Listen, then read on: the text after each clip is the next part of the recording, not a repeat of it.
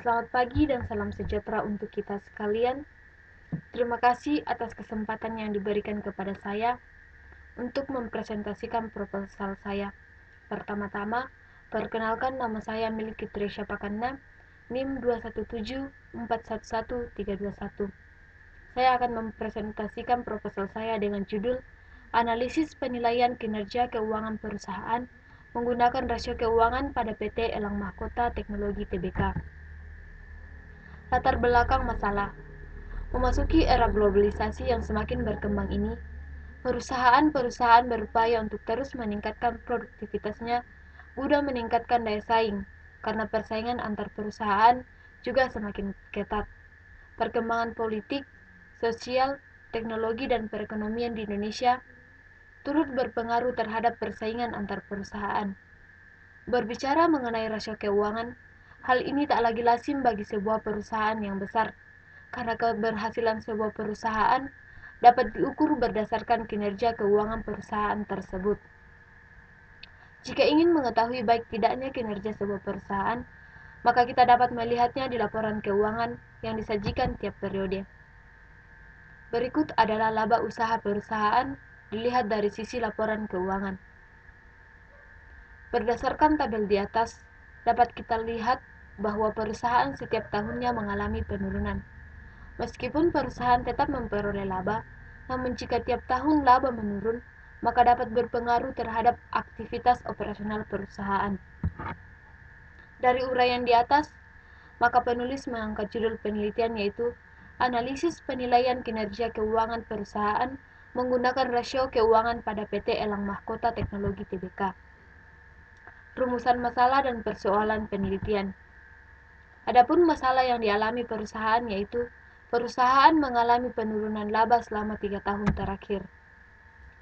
Persoalan dalam penelitian ini yaitu bagaimana kinerja keuangan pada PT Elang Mahkota Teknologi Tbk yang telah terdaftar di Bursa Efek Indonesia. Tujuan penelitian. Adapun tujuan dari penelitian ini adalah untuk mengetahui kinerja keuangan pada PT Elang Mahkota Teknologi Tbk yang terdaftar di Bursa Efek Indonesia. Manfaat penelitian. Bagi peneliti, memperoleh kesempatan untuk menganalisis masalah dan hal-hal yang terdapat di perusahaan sebagai objek yang diteliti. Bagi perusahaan, dapat digunakan sebagai masukan terkait penilaian kinerja keuangan perusahaan, juga dapat dijadikan pertimbangan dalam pengambilan kebijaksanaan di masa yang akan datang. Bagi peneliti lain, penelitian ini diharapkan dapat menjadi sumber informasi dan bahan referensi bagi pihak-pihak yang membutuhkan kajian mengenai topik-topik yang dibahas dalam karya tulis ini. Manfaat praktis. Hasil penelitian ini diharapkan dapat menambah wawasan pembaca tentang analisis kinerja keuangan dengan menggunakan rasio keuangan, serta sebagai bahan perbandingan antara teori dengan praktik nyata di perusahaan yang selanjutnya dapat digunakan sebagai referensi. Kerangka berpikir. Dalam penelitian ini, untuk menganalisis kinerja keuangan pada PT Elang Mahkota Teknologi Tbk, kita menganalisa laporan keuangan menggunakan rasio keuangan. Analisis rasio yang digunakan adalah rasio likuiditas atau rasio pasar. Di antara rasio likuiditas yang digunakan adalah current ratio, quick ratio, cash ratio, dan inventory net working capital, dan menitikberatkan pada current ratio dan inventory net working capital. Setelah itu, kita dapat mengetahui kondisi keuangan perusahaan tersebut. Definisi operasional. Kinerja keuangan dalam penelitian ini dimaksudkan sebagai prestasi kerja yang dihasilkan dalam bentuk laporan keuangan. Rasio lancar atau current ratio dalam penelitian ini dihitung dengan menggunakan rumus total aset lancar dibagi total kewajiban lancar dikali 100%. Quick ratio sama dengan aset lancar dikurang persediaan dibagi kewajiban lancar dikali 100%. Rasio kas sama dengan kas ditambah bank dibagi kewajiban jangka pendek dikali 100%. Rasio persediaan terhadap modal kerja dalam penelitian ini dihitung menggunakan rumus inventory to net working capital sama dengan Persediaan dibagi aset lancar dikurang kewajiban lancar dikali 100%. Metode penelitian. Jenis penelitian yang digunakan adalah penelitian kuantitatif.